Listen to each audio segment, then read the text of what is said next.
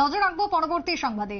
বন্যায় ক্ষতিগ্রস্তদের সাহায্য সহযোগিতা পৌঁছে দিতে আজকে বন্যা পরিস্থিতি নিয়ে উচ্চ পর্যায়ের বৈঠকের আয়োজন হলো তেলিয়ামুড়াতে। তেলিয়ামুড়া ব্লক প্রশাসনের কার্যালয়ে প্রশাসনিক এই বৈঠক পর্যালোচনা বৈঠকে উপস্থিত ছিলেন স্থানীয় বিধায়িকা তথা মুখ্য সচেতক কল্যাণী সাহারাই এবং তার সাথে সমস্ত আধিকারিকরা ছিলেন। তেলিয়ামুড়া বিশেষ করে খোয়াই নদীর জলস্তর বৃদ্ধি পাওয়ার ফলে তেলিয়ামুড়া যে সমস্ত অঞ্চল প্লাবিত হয়েছে, কতটা ক্ষয়ক্ষতি রয়েছে, কোন কোন বাড়ি ক্ষতিগ্রস্ত হয়েছে, কারা কারা শরণার্থী শিবিরে রয়েছেন, প্রত্যেকটা হিসেব নেওয়ার পর কিভাবে তাদের সাহায্য সহযোগিতা দ্রুত পৌঁছে দেওয়া যায় তা নিয়ে প্রশাসনিক স্তরের এই বৈঠক করলেন কল্যাণী সাহারাই। কি বক্তব্য উঠে এসেছে আজকের এই বৈঠকের পর শুনুন।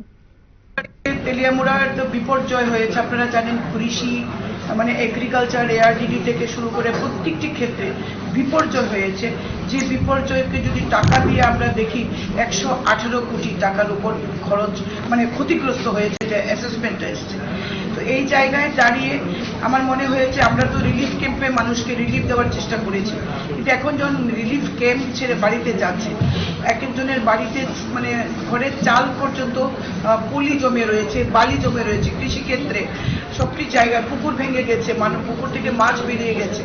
এই জায়গায় দাঁড়িয়ে আমি সমস্ত লাইন ডিপার্টমেন্ট, আমাদের মহকুমা শাসক পরিমল মজুমদার, আমাদের ডিসিএম অমিত রায় চৌধুরী এবং আমাদের সমস্ত লাইন ডিপার্টমেন্টের আধিকারিকরা, আমাদের চেয়ারম্যান, ভাইস চেয়ারম্যান, কাউন্সিলর, যারা নিরলস পরিশ্রম করে এতদিন মানুষকে রক্ষা করেছে, মানুষকে জীবন রক্ষার জন্য যারা নিজেদেরকে বিপর্যস্ত করেছেন, আমরা আজকে তাদের সবাইকে নিয়ে বসেছি।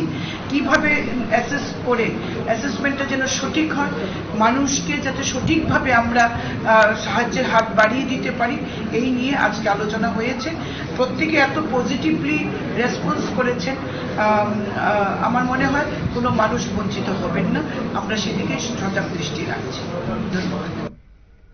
পুর পরিষদ থেকে শুরু করে লাইন ডিপার্টমেন্টের সমস্ত আধিকারিকদের নিয়ে আজকের এই বৈঠকে পৌরোহিত্য করলেন কল্যাণী সাহারাই মুখ্য সচেতক। এবং যে যে ক্ষতি হয়েছে, ক্ষতির একেবারে অগুন্তি ক্ষতি হয়েছে, বিভিন্ন কৃষি জমি তার ব্যাপক ক্ষতি হয়েছে, সব মিলিয়ে আজকের ক্ষতির পরিমাণ নির্ধারণ এবং আগামী দিনে সহযোগিতা পৌঁছে দেওয়ার জন্য বিস্তারিত আলোচনা হয় আজকের বৈঠকের মধ্য দিয়ে। ছোট্ট বিরতির পর ফিরবো, সঙ্গে থাকুন।